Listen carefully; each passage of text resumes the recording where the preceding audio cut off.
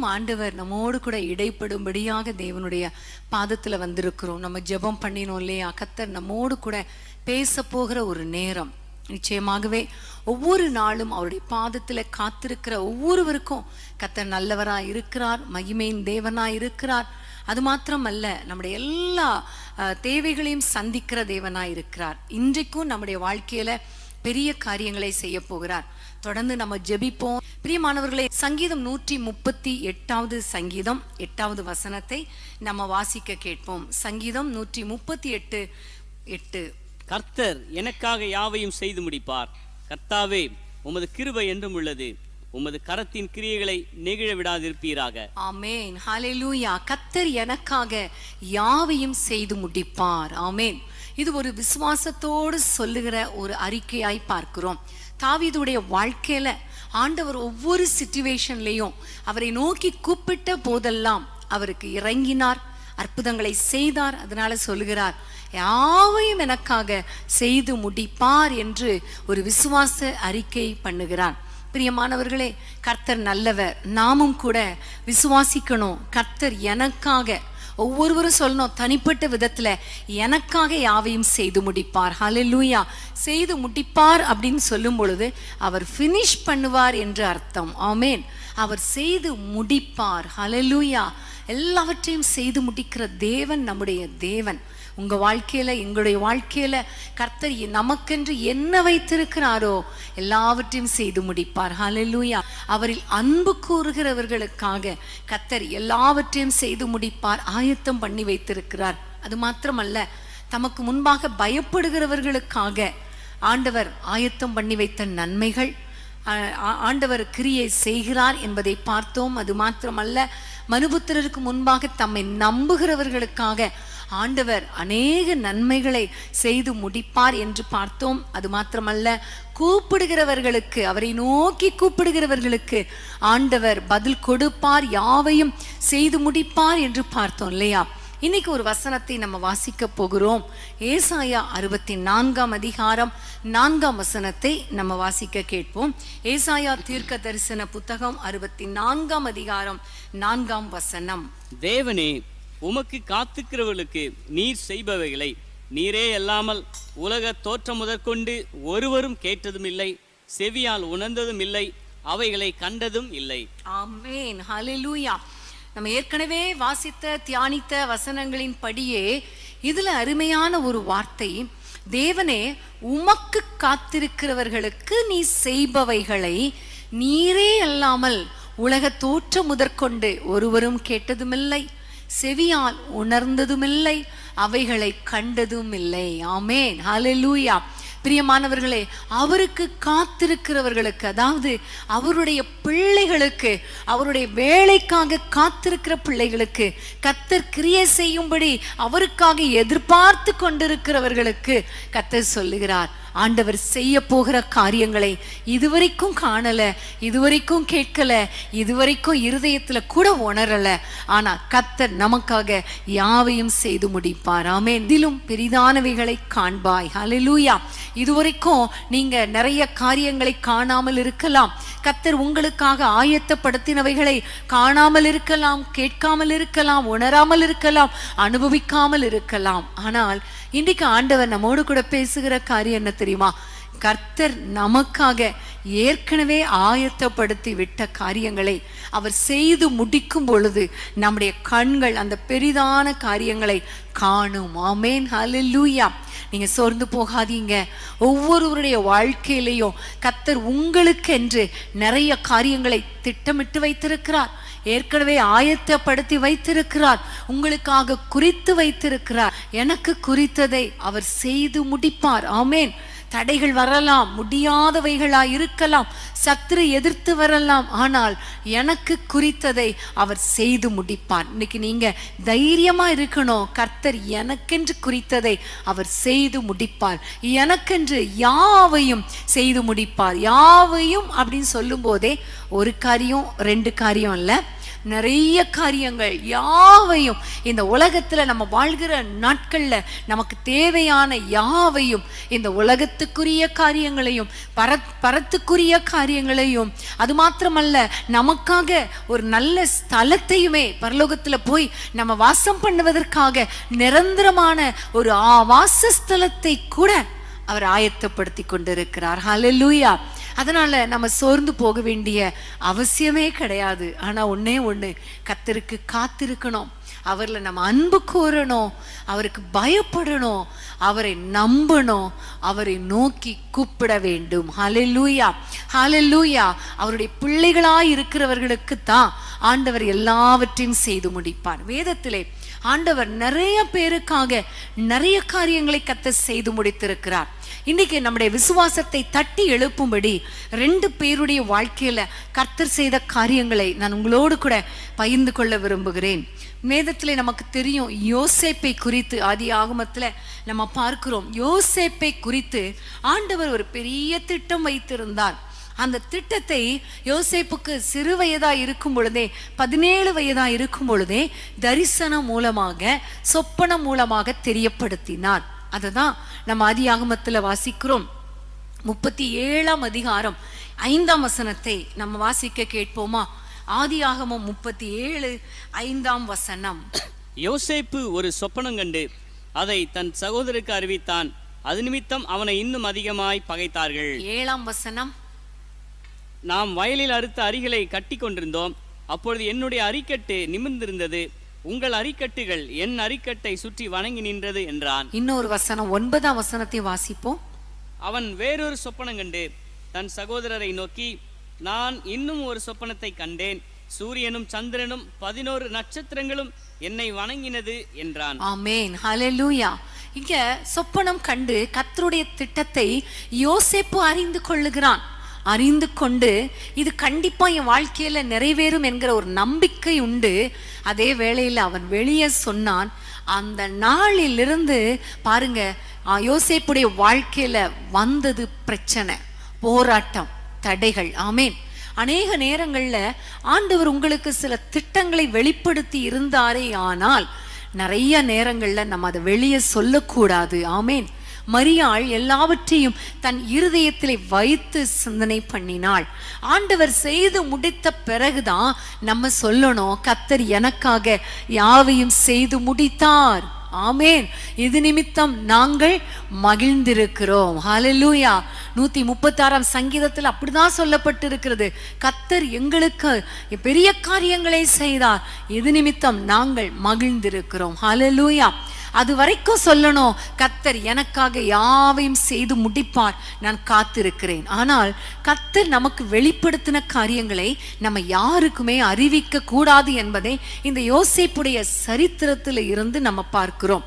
பாருங்க, 37:5ஆம் வசனத்திலிருந்து அவனுக்கு நல்ல நல்ல சொப்பனங்கள், தரிசனங்களை கர்த்தர் கொடுக்கிறார். ஆனால் 24ஆம் வசனத்துல பார்க்கும் பொழுது குழியில் போடப்படுகிறான், அப்புறம் மீதியானிடத்துல விற்று போடப்படுகிறான். அப்புறம் நம்ம எல்லாருக்கும் தெரியும், போத்திபார் வீட்டுக்கு எகிப்துக்கு அடிமையாக விற்று போடப்படுகிறான். அங்க பார்த்தா அவனுக்கு அங்க ஒரு பிரச்சனை வந்து கடைசியில சிறைச்சாலையில போடப்படுகிறான். 37ஆம் அதிகாரத்திலிருந்து 39ஆம் அதிகாரத்துக்குள்ள அந்த 3 சாப்டர்ல பார்த்தா எந்த அளவுக்கு கர்த்தர் தரிசனம் கொடுத்தாரோ அந்த அளவுக்கு அவனுக்கு கீழான நிலைமை, கீழே போடுகிற ஒரு நிலைமை, மோசமான சூழ்நிலையை அனுமதிக்கிறதை நம்ம பார்க்கிறோம். ஆனா அந்த சூழ்நிலைகள் வந்தாலும் யோசேப்பு கர்த்தருக்காக காத்திருந்தார். ஆமென், ஹல்லேலூயா. பிரியமான தேவனுடைய பிள்ளைகளே, யோசேப்பு கர்த்தரோடு கூட இருந்தார்.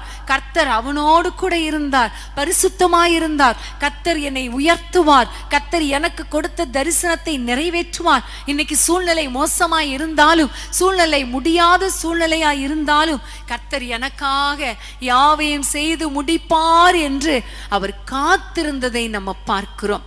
அதோடைய விளைவுதான் நம்ம எல்லாருக்கும் தெரியும், கர்த்தர் கிரியை செய்ய ஆரம்பித்தார். ஒரு கட்டம் வரைக்கும் ஆண்டவர் அமைதியா இருப்பது போல யோசேப்பு நினைத்திருக்கலாம். ஏன் ஆண்டவர் எனக்கு இப்படி ஒரு செய்து கொண்டிருக்கிறார்? எனக்கு அவ்வளோ பெரிய உயர்வை கொடுப்பேன்னு சொன்னாரே, சகோதரர்கள் எல்லாம் வணங்கி நிற்பார்கள்னு சொன்னாரே, இன்னைக்கு சகோதரர்கள் எல்லாம் பக்கத்திலே இல்லையே, எங்கேயோ இருக்கிறாங்க, நான் எங்கேயோ இருக்கிறேனே அப்படின்னு நினைச்சிருக்கலாம். சரி, இங்க வந்த இடத்துலயாவது கர்த்தர் தயவு கிடைக்க பண்ணினாலும் பல போராட்டங்கள் ஏன் வருகிறது? கர்த்தர் அமைதியா இருக்கிறாரோ என்று வேதனையோடு கூட காணப்படலாம். கர்த்தர் எனக்கு குறித்ததை நிறைவேற்றுவாரா நிறைவேற்ற மாட்டாராங்கிற ஒரு சந்தேகம் வந்துச்சா இல்லையா தெரியல. ஆனா யோசேப்பு, உண்மையா நான் சொல்றேன், அவர் காத்திருந்தார், கர்த்தருக்காக காத்திருந்தார். சூழ்நிலையை பார்க்கல, சிறைச்சாலையை பார்க்கல, குழிய பார்க்கல, அடிமைத்தன வீட்டை பார்க்கல, எகிப்தை பார்க்கல. அவர் கர்த்தருக்காக காத்திருந்தபடியினால கர்த்தர் யோசேப்புக்காக கிரியை செய்தார். ஆமென். ஒரு மனிதனுக்காக, ஒரு தனி மனிதனுக்காக கர்த்தர் யாவையும் செய்து முடிப்பார் என்பதை இந்த யோசேப்புடைய வாழ்க்கையிலிருந்து நம்ம அறிந்து கொள்ள முடியும். ஆமென். ஹல்லேலூயா. பிரியமான தேவனுடைய பிள்ளைகளே, இந்த யோசேப்புக்காக கர்த்தர் என்ன செய்ய ஆரம்பித்தார் பாருங்க. அது வரைக்கும் ஒருவேளை அமைதியா இருப்பது போல தெரிந்தாலும் அவர் கிரியை செய்ய ஆரம்பித்தார். இந்த பார்வோனுடைய, எகிப்தில் இருக்கிற ராஜாவாகிய பார்வோனுடைய அரண்மனையில் இருக்கிற பானபாத்திரக்காரன், சுயம்பாய்களின் தலைவர்களுக்கு, ஒரு தலைவனுக்கு ஒரு சொப்பனங்களை காண பண்ணி, அந்த சொப்பனத்தை இந்த ஜெயிலில் இருக்கும்போது யோசேப்பிடத்துல சொல்லவும், அந்த சொப்பனத்துக்கு அர்த்தம் செய்ய சொல்லவும் யோசேப்புக்கு கர்த்தர் கிருபை பாராட்டினார். அந்த சொப்பனத்தின் படியே நடந்தது.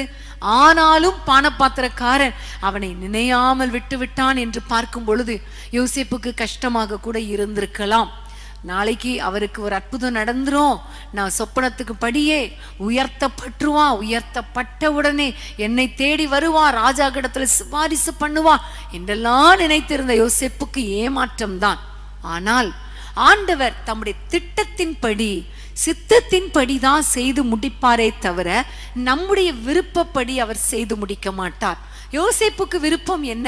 ராஜாவிடத்துல ரெக்கமெண்டேஷன் பண்ணி இந்த ஜெயில இருந்து என்னை விடுவிக்கணும். ஆனா கர்த்தர் யோசேப்பு மேல வைத்திருந்த திட்டம் என்னன்னா, பார்வோனுக்கே தேவனாக, அதிகாரியாக, எகிப்து முழுமைக்கும் அதிபதியாக வைக்க வேண்டும் என்ற ஒரு திட்டம் வைத்திருந்ததுனாலதான் கர்த்தர் கிரியை செய்ய ஆரம்பித்தார். அதுவும் தாமதமாக கிரியை செய்ய ஆரம்பித்தார். நம்ம எல்லாருக்கும் தெரியும், கர்த்தருடைய கிருபையினால பார்வோனுக்கே ஒரு சொப்பனத்தை வரப்பண்ணி அந்த சொப்பனத்துக்கு அர்த்தத்தை சொல்லும்படி பானபாத்திரக்காரனுக்கு ஞாபகப்படுத்தி சிறைச்சாலைக்குள்ள வந்து யோசேப்பை கூட்டிட்டு போய் அவனுடைய தலையை உயர்த்தி யோசேப்பு அந்த சொப்பனத்தை சொல்லவும் எகிப்து முழுமைக்கும் அதிபதியாக்கவும் கர்த்தர் கிருபை பாராட்டினார். அவருடைய சகோதரர்கள், பெற்றோர் எல்லாரும் வந்து இவரிடத்துல வந்து அவர் கொடுக்கிற சாப்பாடுக்காக வணங்கி நிற்கும்படி, அந்த தரிசனம் நிறைவேறும்படி கர்த்தர் செய்தார். அப்ப நினைச்சிருப்பாரு, கர்த்தர் எனக்காக யாவையும் செய்து முடித்தார். ஆமென். ஹல்லேலூயா. பிரியமான தேவனுடைய பிள்ளைகளே, அந்த ப்ராசஸ் வந்து ரொம்ப ஹார்டா தான் இருந்துச்சு, ரொம்ப கஷ்டமா தான் இருந்துச்சு, பாதை ரொம்ப கஷ்டமா தான் இருந்துச்சு, பாதை ரொம்ப கஷ்டம். ஆனால் அதனுடைய முடிவு மகிமை. ஆமென். ஹல்லேலூயா. அன்பான தேவனுடைய பிள்ளைகளே, உங்க வாழ்க்கையில கர்த்தர் கொடுத்த திட்டத்துக்கும், கர்த்தர் எனக்கு ஒரு அற்புதம் செய்வார் நான் நம்புகிறேன்கிற நம்பிக்கைக்கும் இன்னைக்கு இருக்கிற சூழ்நிலைக்கும் ஒருவேளை வித்தியாசமா இருக்குதா? ரொம்ப மோசமான நிலைமையா இருக்குதா? ஒருவேளை உங்களுக்கு கர்த்தர் கொடுத்த திட்டம் இவ்வளோ பெருசு, ஆனா நம்ம இருக்கிறது ஒருவேளை தரையில இருக்கிற மாதிரி, தரையை விட கீழே குழியில இருக்கிறது மாதிரி ஒருவேளை இருக்குதா? உங்க சூழ்நிலை ஒருவேளை காணப்படுகிறதா? நீங்க கவலைப்படாதீங்க, ஒன்னே ஒண்ணு சொல்லிட்டே இருங்க, கர்த்தர் எனக்காக யாவையும் செய்து முடிப்பார். ஆமே. நீங்க இன்னைக்கு ஒரு 10, 15, 20 முறையாவது நீங்க சொல்லுங்க, கர்த்தர் எனக்காக யாவையும் செய்து முடிப்பார், கர்த்தர் எனக்காக யாவையும் செய்து முடிப்பார், கர்த்தர் எனக்காக யாவையும் செய்து முடிப்பார்னு சொல்ல சொல்ல சொல்ல உங்கள் உள்ளத்துக்குள்ளே ஒரு விசுவாசம் பெருகும். அது மாத்திரமல்ல, ஒரு தைரியம் வரும்.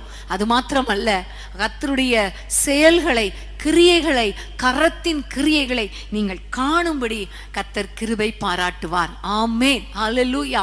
இன்னைக்கு சூழ்நிலை ஒருவேளை குடும்பத்தினரால பகைக்கப்பட்டிருக்கலாம். இன்னைக்கு நிறைய பேர் நீங்க உட்கார்ந்து இருக்கிறீங்க, ஆனா நீங்க என்னென்ன சூழ்நிலையில் இருக்கிறீங்கன்னு ஆண்டவருக்கு தெரியும், உங்களுக்கும் தெரியும் இல்லையா?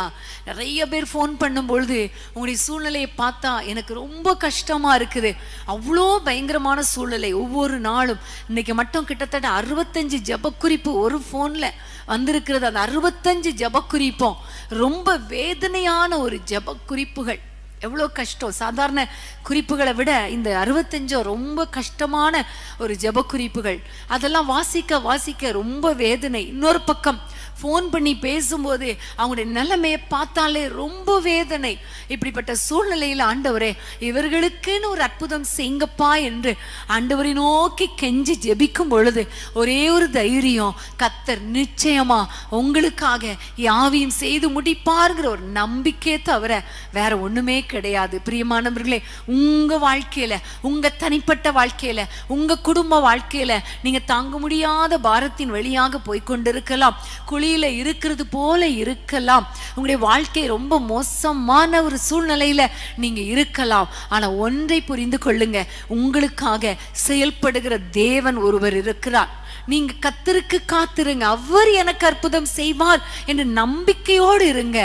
ஆமென். இந்த உலகத்துல அவரை மட்டும் சார்ந்து கொள்ளுங்க, அவர் மட்டும் போதும், நீங்க மட்டும் போதும் ஏசப்பா, உங்களால எல்லாம் முடியும் ஏசப்பா, நீங்க எனக்காக யாவை செய்து முடிப்பீங்க ஏசப்பா, உங்களை நம்புறேன் ஏசப்பா, உங்களுக்காக காத்திருக்கிறப்பா நீங்க சொல்லி பாருங்களேன். கர்த்தர் உங்களுக்காக கிரியை செய்கிறதை நீங்கள் காண முடியும். ஆமென். ஹல்லேலூயா, ஹல்லேலூயா. கர்த்தர் நல்லவர். ஆமென். கர்த்தருக்கு ஸ்தோத்திரம். நீங்க ஒவ்வொரு நாளும் கர்த்தருக்கு காத்திருக்கும் பொழுது உங்க வாழ்க்கையில உங்களுக்கு என்று தனிப்பட்ட விதத்துல அவர் கிரியை செய்ய வல்லமை உடையவராய் இருக்கிறார். ஹல்லேலூயா. கர்த்தருக்கு ஸ்தோத்திரம். இன்னொரு வசனத்தை நம்ம வாசிக்க போகிறோம். எஸ்தர் 3ஆம் அதிகாரம் 2ஆம் வசனத்தை நம்ம வாசிக்க கேட்கலாம். எஸ்தர் 3ஆம் அதிகாரம் 2ஆம் வசனம். ஆகையால் ராஜாவின் அரமனை வாசலில் இருக்கிற ராஜாவின் ஊழியக்காரர் எல்லாரும் ஆமானை வணங்கி நமஸ்கரித்து வந்தார்கள். அவனுக்கு இப்படி செய்ய வேண்டும் என்று ராஜா கட்டளையிட்டிருந்தான். ஆனாலும் மொர்தெகாய் அவனை வணங்கவும் இல்லை, நமஸ்கரிக்கவும் இல்லை. இந்த வசனத்தை பாருங்க. எல்லாரும் ஆமானை வணங்கி நமஸ்கரித்த பொழுது மொர்தெகாய் அவனை வணங்கல அப்படின்னு சொன்ன உடனே 5ஆம் வசனத்தை வாசிப்போம். 5ஆம் வசனம். ஆமான் மொர்தெகாய் தன்னை வணங்கி நமஸ்கரியாததை கண்டபோது மூர்க்கம் நிறைந்தவனானான். 6ஆம் வசனம். ஆனாலும் மொர்தெகாயின் மேல் மாத்திரம் கை போடுவது அவனுக்கு அற்ப காரியமாக கண்டது. மொர்தெகாயின் ஜனங்கள் இன்னார் என்று ஆமானுக்கு அறிவிக்கப்பட்டிருந்தபடியால் அகாஸ்வேருவின் ராஜ்யமெங்கும் இருக்கிற மொர்தெகாயின் ஜனமாகிய யூதரை எல்லாம் சங்கரிக்க அவன் வகை தேடினான். இங்க பார்க்கிறோம், இதுல மொர்தெகாய் மேல மட்டும் கை போடணும், அவனுடைய நோக்கம் மொர்தெகாயை அழிக்கணும், அவ்வளவுதான். அவன் என்னை நமஸ்கரிக்கல, அதனால மொர்தெகாயை அழிக்கணுங்கிறது தான் இந்த ஆமானுடைய நோக்கம்.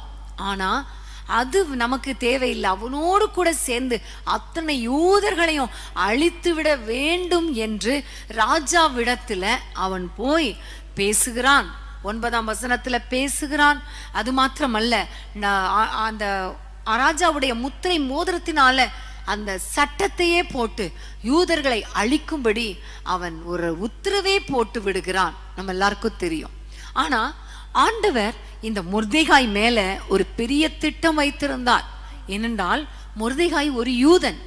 யூதன் என்றாலே கர்த்தருடைய பிள்ளை, கர்த்தரை ஆராதிக்கிறவன், கர்த்தருடைய நாமத்தை ஆராதிக்கிறவன். அது மாத்திரமல்ல, யூத குலத்துல தான் ஆண்டவர் வெளிப்படுவார்.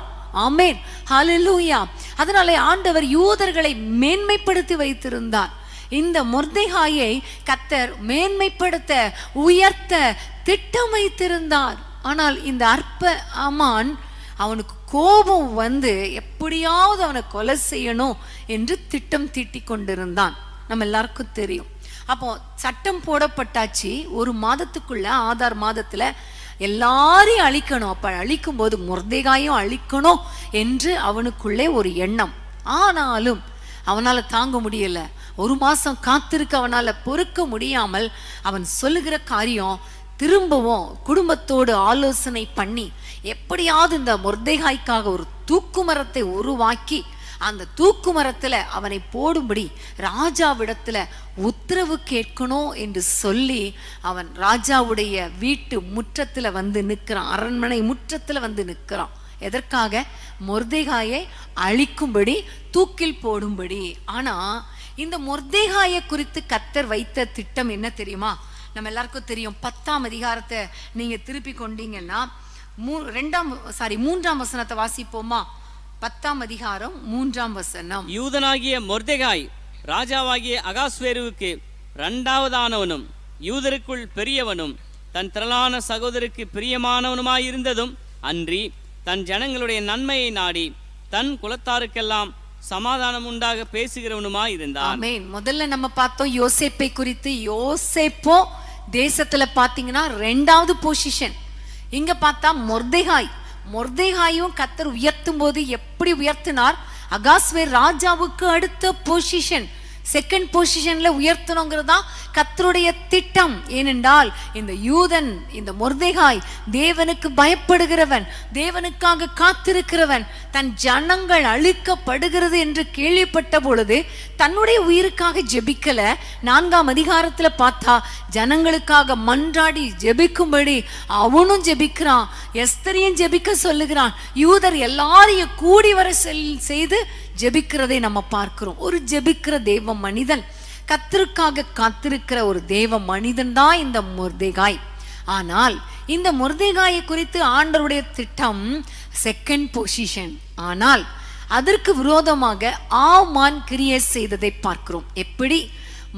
யோசேப்புக்கு விரோதமாக அவருடைய சகோதரர்கள், போத்திபாருடைய மனைவி எல்லாரும் கிரியை செய்தார்களோ அதே மாதிரிதான் இந்த மொர்தெகாய்க்கு விரோதமாகவும் ஆமான் கிரியை செய்தான். கடைசியா ஒரு பிளான் போட்டு எப்படியாவது இன்னைக்கு இரவு அல்லது காலையில தூக்கி போட்டு விட வேண்டும் என்று தூக்கு மரத்தையும் செஞ்சுட்டு ராஜாவுடைய அரண்மனையில வாசல்ல வந்து நிற்கிறது நமக்கு தெரியும் இல்லையா? நமக்கு நல்லா நிறைய முறை இந்த வசனத்தை படிச்சு படிச்சு படிச்சு நிறைய பேருக்கு எஸ்தர் இதெல்லாம் நல்லா திறந்த உடனே வர்ற மாதிரி இருக்கும். எஸ்தரும் சங்கீதமும் நீதிமொழிகளும்.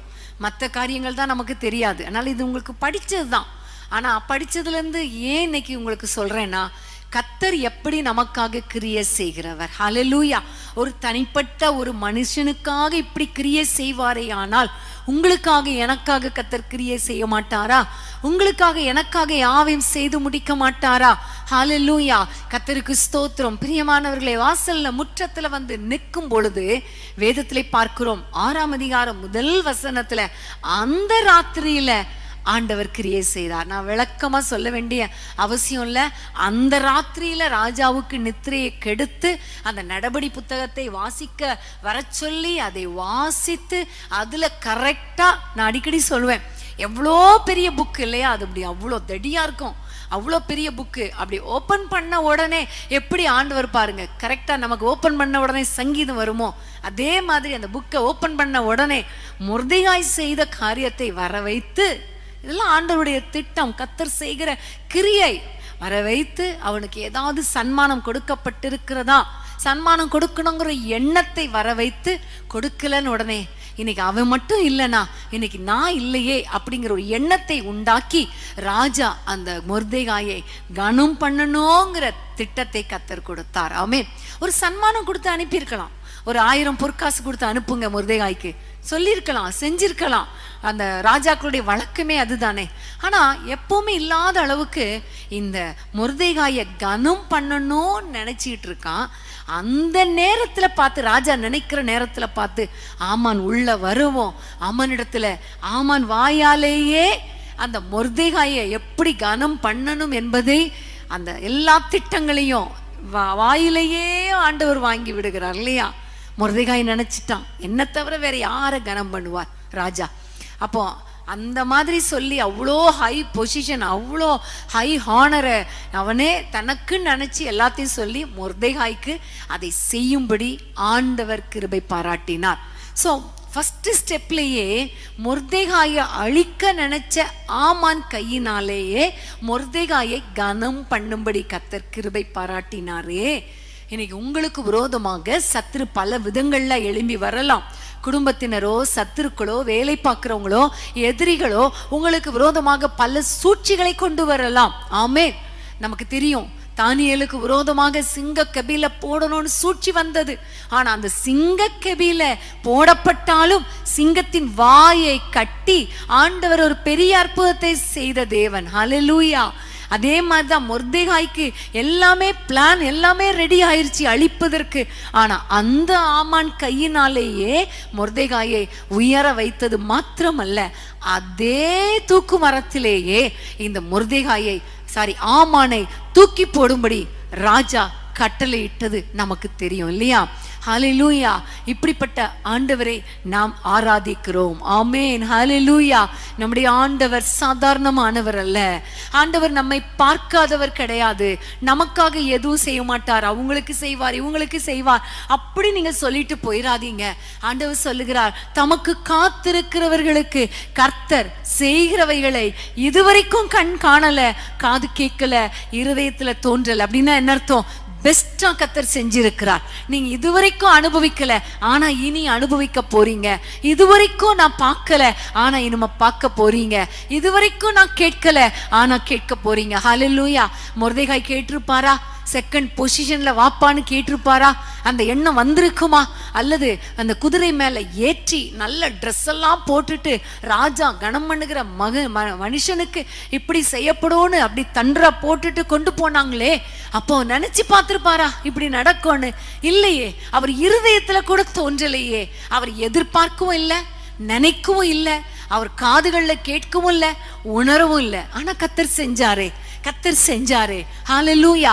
மொர்தெகாய்க்கு செஞ்ச ஆண்டவர் உங்களுக்கு செய்ய மாட்டாரா? எனக்கு செய்ய மாட்டாரா? ஹல்லேலூயா. இன்னைக்கு நீங்க ஒருவேளை சோர்ந்து போயிருக்கலாம். அவங்களுக்கு செய்வாங்க, இவங்களுக்கு செய்வாங்க, அவங்கள கர்த்தர் ஆசீர்வதிக்கிறா, இவங்களை ஆசீர்வதிக்கிறா அப்படிங்கிற ஒரு வேதனையோடு கூட இன்னைக்கு இருப்பீங்கன்னா, கர்த்தர் சொல்லுகிறார், எனக்கு காத்திருக்கிற உனக்கு கண்டிப்பா அற்புதங்களை செய்வேன் என்று வாக்கு கொடுக்கிறார். உங்க வாழ்க்கையில கர்த்தர் எல்லாவற்றையும் திட்டமிட்டு விட்டபடினால அதனதின் காலத்துல நேர்த்தியாய் செய்து முடிப்பார். ஹல்லேலூயா. ஆமென். ஹல்லேலூயா. அவர் சகலத்தையும் செய்ய வல்லவர். அவர் செய்ய நினைத்தது ஒன்றும் தடைப்படாது. அதாவது அவர் செய்ய நினைத்தது, அவருடைய நினைவுகளை உங்களால் அறிய முடியுமா? நம்மால் அறிய முடியுமா? அறிய முடியாது. ஆனா அவர் உங்களை குறித்து, என்னை குறித்து நிறைய நினைவுகள் வைத்திருக்கிறார். அதுதான் எரேமியா 29:11 உங்களை நீங்க எதிர்பார்த்திருக்க நினைவுகள். அது மாத்திரமல்ல, அவர் உங்களுக்கு என்று வைத்திருக்கிற நினைவுகள் மேலானவைகள், சமாதானத்துக்கு ஏதுவானவைகள். அது மாத்திரமல்ல, உங்கள் நினைவுகளை விட கர்த்தருடைய நினைவுகள் மேலானவைகள். உங்கள் எண்ணங்களை விட கர்த்தருடைய எண்ணங்கள் உயர்ந்தவைகள். பூமிக்கு வானம் எவ்வளவு உயரமோ அவ்வளவு உயரமாய் அவர் உங்களுக்காக மகிமையான மேன்மையான திட்டங்களை, நினைவுகளை வைத்திருக்கிறார். அவர் செய்ய நினைத்தது ஒன்றும் தடைப்படாது. ஆமென். ஹல்லேலூயா. அதனால இன்னைக்கு எனக்காக கர்த்தர் ஏதாவது செய்வாரா அப்படின்னு நினைக்காதீங்க. உங்களுக்காக கர்த்தர் யாவையும் செய்து முடிப்பார். ஆமென். நீங்க கர்த்தருக்காக காத்திருக்கிறீங்களா? எல்லா டிவி முன்னாடி நீங்க உட்கார்ந்துட்டு இருக்கீங்களே, கர்த்தர் உங்களுக்காக செய்ய மாட்டாரா? ஹல்லேலூயா. ஹல்லேலூயா. அற்பமான ஒரு யூதனாகிய அந்த மொர்தெகாய்க்கு செஞ்சாரே, வாசல்ல இருந்த மொர்தெகாய்க்கு செஞ்சாரே, உங்களுக்கு செய்ய மாட்டாரா? குழியில தூக்கி போடப்பட்ட, சிறைச்சாலையில போடப்பட்ட யோசேப்புக்காக கர்த்தர் அற்புதமான காரியங்களை செய்தாரே, உங்களுக்கு செய்ய மாட்டாரா? இன்னைக்கு நம்ம எல்லாம் கைகளை உயர்த்தி ஜெபம் பண்ண போறோம். உங்க வாழ்க்கையில என்ன கர்த்தர் குறித்து வைத்திருக்கிறாரோ எல்லா திட்டங்களை கர்த்தர் நிறைவேற்ற போகிறார். எல்லா காரியங்களையும் செய்து முடிக்க போகிறார். அவர் நினைவுல வைத்திருக்கிற நினைவுகளை வேற யாரும் தடுக்கவே முடியாது. கர்த்தர் உங்களுக்காக செய்து முடிப்பார். ஹல்லேலூயா. ஹல்லேலூயா. நீங்க ஆண்டவருக்காக காத்திருங்க. தாவீது சொல்லுகிறார், கர்த்தருக்காக பொறுமையோடு காத்திருந்தேன், அவர் என் பக்கமாய் சாய்ந்து எனக்கு அற்புதங்களை செய்தார். இன்னைக்கு நீங்க பொறுமையா காத்திருங்க. ஆண்டவரே, நீங்க என்னை உயர்த்துகிற வரைக்கும் உம்முடைய கரத்துல நான் அடங்கியிருப்ப ஆண்டவரேன்னு சொல்லுங்க. ஏற்ற காலத்துல, குறித்த நேரத்துல அவர் உங்களை உயர்த்துவார். உங்களுக்காக யாவையும் செய்து முடிப்பார். அது வரைக்கும் எப்படி யோசேப்பு அமர்ந்திருந்தார், எப்படி காத்திருந்தார், எப்படி மொர்தெகாய் ஆண்டவருடைய பாதத்திலே தன்னுடைய ஆண்டவருடைய அந்த ரெட்டுடுத்தி சாம்பல்ல இருந்து ஜெபித்து கொண்டிருந்தாரோ, அதே போல நீங்க ஆண்டவருடைய பாதத்துல காத்திருங்க. கர்த்தர் உங்களுக்காக மகிமையான காரியங்களை செய்வார். எல்லாம் ஜெபிக்கலாமா? இதுவரைக்கும் எவ்வளோ போராட்டங்கள், ஓகே இருக்கட்டும். இன்னைக்கு ஆண்டவரை பார்த்து சொல்லுங்க, அப்பா நீங்க எனக்காக யாவையும் செய்து முடிக்கிறவர் அப்பா, எனக்கு குறித்ததை நீங்க நிறைவேற்றுகிறவர் அப்பா, உமக்கு ஸ்தோத்திரம். ஒருவேளை எங்களுக்கு பார்வைக்கு அது கூடாத காரியமா இருக்குதப்பா, சத்துருக்கள் எதிர்த்து வர்றாங்க, எப்படி நான் வெற்றி கொள்ள முடியும்னு நான் எங்களுக்கு இருக்கு. ஆனா ஒண்ணு தெரியுமா ஆண்டவரே, நீங்க எங்களுக்காக யாவையும் செய்து முடிக்கிறவர், நீங்க எங்களுக்காக யாவையும் செய்து முடிக்கிறவர். ஹல்லேலூயா. எல்லாரும் ஜெபிப்போமா? ஆண்டவரை நோக்கி பாருங்க, ஆண்டவரை நோக்கி கூப்பிடுங்க, ஆண்டவரேன்னு சொல்லுங்க. உங்க பிரச்சனையை இப்ப ஆண்டவருக்கு தெரியப்படுத்துங்க. ஹல்லேலூயா. அன்பின் ஆண்டவரே, உம்மை நோக்கி நாங்கள் பார்க்கிறோம் அப்பா. இயேசுவின் நாமத்தினாலே யாரெல்லாம் கண்ணீரோடு, வேதனையோடு, சுகவீனத்தோடு, பலவீனத்தோடு, வியாதியோடு, கஷ்டத்தோடு, நெருக்கத்தோடு, நொறுக்குதலோடு அப்பா ஆண்டவரை கடன் பிரச்சனையோடு, பிள்ளைகளுடைய எதிர்காலத்தை குறித்த கவலையோடு ஆண்டவரே உம்மை நோக்கி பார்க்கிறார்களோ, உம்முடைய பிள்ளைகளுக்காக யாவையும் செய்து முடிங்க ராஜா. ஒரு யோசேப்பை உயர்த்த உங்களால முடியுமானால், ஒரு மொர்தெகாயை உயர்த்த உம்மால முடியுமானால், நம்முடைய பிள்ளைகளை உயர்த்த முடியுமே.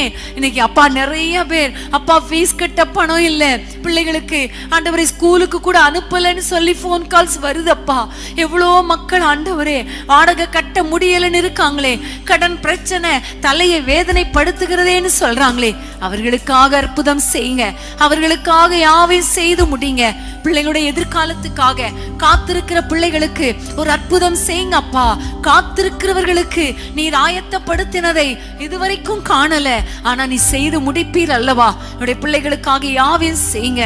குடும்பங்களிலே சமாதானத்தை கட்டளையிடுங்க, தேவைகளை சந்திங்க, அற்புதங்களை செய்யுங்க, எங்கள் வாழ்க்கையை உயர்த்துங்க, குடும்ப வாழ்க்கையை கட்டி எழுப்புங்க, தடைகளை உடைத்து போடுங்க, இல்லாதவைகளை இருக்கிறவைகளை போல அழைக்கிறவரே உம்முடைய பிள்ளைகளுக்காக அற்புதங்களை செய்யுங்க அப்பா, செய்யுங்க அப்பா.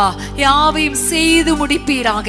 நம்முடைய பிள்ளைகளை ஆசீர்வதிங்க, சுகத்தையும் ஆரோக்கியத்தையும் தாரும், நல்ல பலனை தாரும், தொடர்ந்து நடத்தும் அப்பா. நீரே நம்முடைய பிள்ளைகளை வழி நடத்துவீராங்க, ஆசீர்வதிப்பீராக. ஆண்டவரே எங்களுடைய ஜெபங்களை கேட்டு நம்முடைய பிள்ளைகளை உயர்த்தி நம்முடைய பிள்ளைகளுக்காக யாவையும் செய்து முடிக்கிறபடியால் கரங்களை தட்டி நன்றியோடு உம்மை ஸ்தோத்திரிக்கிறோம் அப்பா.